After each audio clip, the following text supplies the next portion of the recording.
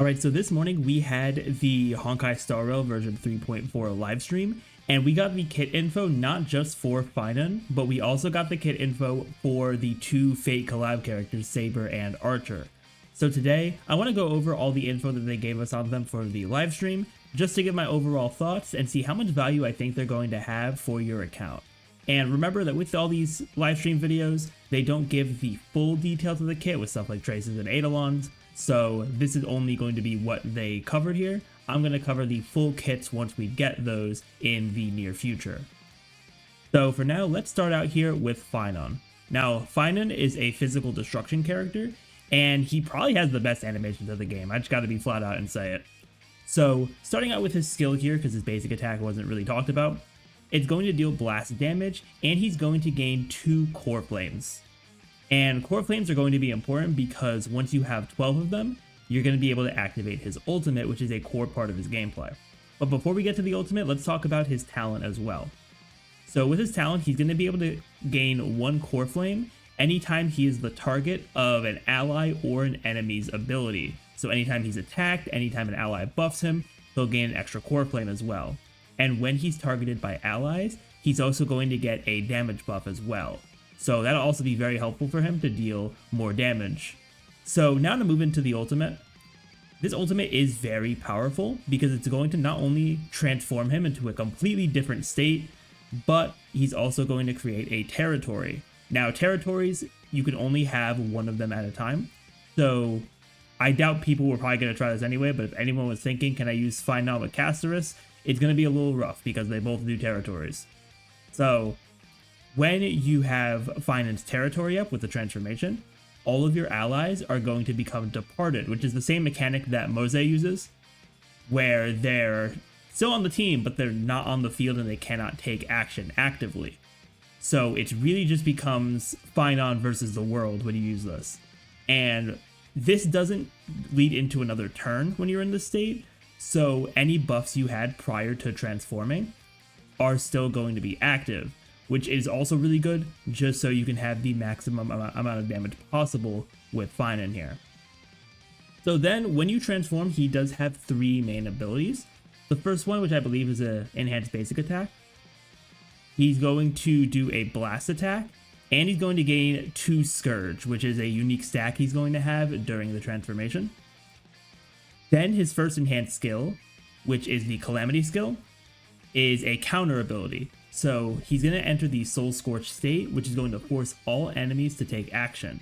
During the state, Phainon takes a very reduced amount of damage, and every time an enemy attacks him during the state, he's going to gain another stack of Soul Scorch. And once every enemy has taken action, Phainon is going to launch an AoE counterattack, and also deal some extra damage on a random single enemy as well. And this is going to consume all of the Soul Scorch stacks he gained as well, and the more stacks you consume, the more damage he's going to deal with this counter. So this can be very nice if you're dealing with a lot of enemies, since each enemy is going to get 1 action each before you enter the actual counter attack. And also through using this Calamity skill, you're also going to gain a certain amount of Scourge as well. Then for his other enhanced skill, which is his Foundation ability, this is where the Scourge becomes very effective. So this ability can consume up to 4 Scourge to deal bounce damage, so it's going to hit random enemies, kind of like how Bailu's healing is random with her skill. And I mentioned that you can only consume up to 4, because even if you only have less than that, like if you only have 2, you can still do the attack, but you still want to try to do this Foundation skill with at least 4 Scourge, because when you consume all 4, you're going to deal an additional amount of AoE damage as well, making the damage for this attack way more consistent. So it is good to only do this when you have at least 4 Scourge, so that is something else to keep in mind as well. Then, he has a talent as well after his transformation, but all we know about it is that when the transformation uses all of the available actions, because it seems like it has a countdown kind of mechanic for how many actions it has, it's going to launch a finisher attack, which will deal AoE damage. And upon doing this, the territory is going to end, and Phainon will return to his original form. Which, all of these have some crazy animations, by the way, which I'm sure I'm playing on the screen here. But Phainon definitely does look very interesting there, but then the last thing with his kit is his technique. So for Phainon's technique, he's going to attack all enemies in a range in front of him, and he has the Acheron technique effect where if he hits a normal enemy, they are automatically going to be defeated without actually entering battle, which is super nice for quality of life. It's basically like an area of effect Acheron technique, which is super cool. But with Phainon, his technique when hitting enemies will actually consume 2 technique points instead of 1. And he actually increases the maximum technique points for the team when he's on it by 3, making it a maximum of 8 points, which is still good. You still get 4 uses of his technique before you have to refresh any. And he also works like Acheron in the fact that if the technique doesn't hit any enemies, it's not actually going to consume any technique points. So that is also good to keep in mind. And when you enter combat from using this technique, you're going to regenerate energy for all allies, and you're also going to deal damage to all enemies and gain Scourge at the start of every wave, which is also going to be really good so that you can use that foundation skill a lot faster when you do transform. And also just getting some extra damage in as well will be very good. So that is everything we know for Phainon's kit. So to give my thoughts on him, I think he's going to be a pretty strong DPS, honestly. And I think any buffer that can actively target him can work extremely well with him, because the more you're able to target him, the faster he's going to be able to ultimate. And I think the most important thing for Phainon is going to be his ultimate cycles. And because of that, I think sustainless teams could actually be the way to go with him, assuming that you're able to get his ultimate up quickly and do a lot of damage quickly with him. Because if you run into some downtime, depending on the fight you're in, it could be a bit of trouble for you. But I think that his best performance, which, I mean, to be fair, I think every character's best performance is sustainless, but for Phainon especially, I think he's going to love these sustainless comps, because he'll have more buffers to not only increase his damage, but also to target him more frequently. But I think overall he has some very solid value, and this is even without him having like a super dedicated support or sub DPS or anything like that. But word on the street is that there might be a dedicated support on the way, because we are getting a new Harmony character in 3.5. So that is everything there for Phainon. So now let's move on to our Fate collab characters here. Firstly, let's start out with Saber. So Saber is a wind destruction character, and she really focuses around using her ultimate, her Excalibur attack, as much as possible. So her basic attack is just a single target hit, nothing really crazy on that. But then her skill is a blast attack that's going to give her 3 core resonance. And this is really important for her, because if she has a certain amount of core resonance stacks, she's going to consume them to regenerate a pretty substantial amount of energy and also increase the damage of her skill. Now, this didn't have a specific number attached to it, but from the footage they showed us, it's at least 7 core resonance to be consumed here. We'll see when we get the full kit what the actual number is, though. Then next up for her ultimate. So Excalibur is going to deal AoE damage, so it'll hit every enemy, and will also enhance her basic attack as well. And with this enhanced basic attack, it's also going to be an AoE attack, and she's also going to gain 2 core resonance from it as well, which is also helping to fuel her back up to that next ultimate, which is very nice to have. Then for Saber's talent, she's going to gain 1 core resonance when she enters battle, and anytime any of her allies use their ultimate, she's going to gain 3 core resonance and also deal an increased amount of damage, which is also going to be great, because not only are you getting her the more core resonance to give her faster ultimates, but also letting her do more damage as well. And if the sum of her current energy and the amount of energy that can be regenerated through consuming core resonance is higher than the total amount of energy she can hold, she's immediately going to take action, which I think is super good, because then you can quickly just chain her ultimate into her enhanced basic attack as well. So you can get a very nice burst of damage there. Especially if you pair this with allies using their ultimate to buff her, then she takes action and does the ultimate and the enhanced basic, you'll get a very nice burst of damage from Saber. Then the last part of her kit is her technique, where they said that she will gain certain buffs when entering combat. They weren't very specific about this, so we'll have to see when the full kit is here. And she will also gain an additional 2 core resonance when the battle begins, which is also really good to get her closer to her ultimate. So now that we talked about her kit here, I think that Saber is going to be a fairly simple but also kind of fun DPS to play.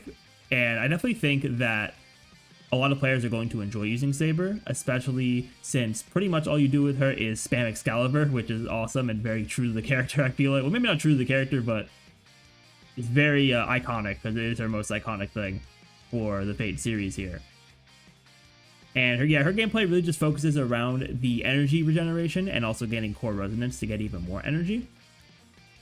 And with that, she's going to work very well with energy buffing characters, as well as characters who can use their ultimate a good amount.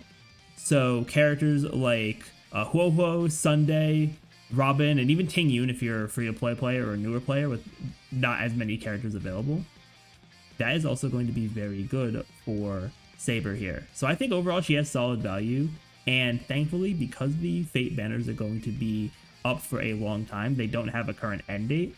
You do have plenty of time to maybe pull for some other characters, see if Saber's going to mesh better with your account, and then you can pick her up later as well. So it is very good that the collab is going to be very long term. And then our final character here is Archer. So he's going to be a quantum character on the path of the hunt, and he is going to be free for every player, which is really nice. So starting out with his basic attack, it's just a single target hit, which to be fair, since he's hunt, everything in his kit's going to be single target. But then for his skill, he's going to be able to consume 2 skill points to enter the circuit connection state for that turn.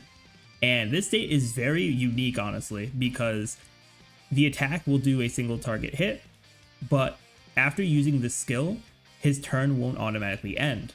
Instead, he'll be able to repeatedly use his skill until you run out of skill points. It does take 2 skill points per use of the skill, but each time you use Archer's skill, it's going to increase that current turn skill damage. So you'll be dealing a lot of solid damage, especially if you have some solid buffs on him as well. Then next up for his ultimate, it's going to be a single target hit as well, and using the ultimate is going to give him a special charge. And this special charge directly leads into his talent, which is that any time an ally attacks an enemy with any kind of attack, and if Archer has his special charge available, he's going to launch a follow-up attack on the enemy target. And this follow-up is also going to recover 1 skill point as well. So he does also have some extra skill point recovery in the kit, which is pretty solid. And this wasn't specifically stated to be part of the talent, but I just figured I'd talk about it here because it could be the talent, it could be a trace, but based on the video footage, the total amount of skill points on the Archer footage, since it does also include Sparkle, is 2 skill points higher than it would be with just Sparkle. So that leads me to believe that Archer is probably also able to increase the team's max skill points by 2. So you can have a max of 9 skill points with Sparkle and Archer, which is going to be very solid. And I'm going to talk about Sparkle in a second here because they do seem like a very good pair based on what they do. But the last part of Archer's kit here is his technique. He's going to deal damage to all enemies with the technique, and will also gain his special charge at the start of battle, so that you will be able to do that follow-up attack very quickly for a bit of extra damage. So now that we talked about Archer's kit there, I think he's going to be a very solid character for a character that's free as well. And I think that he should be overall pretty strong, but he is going to be very skill point heavy.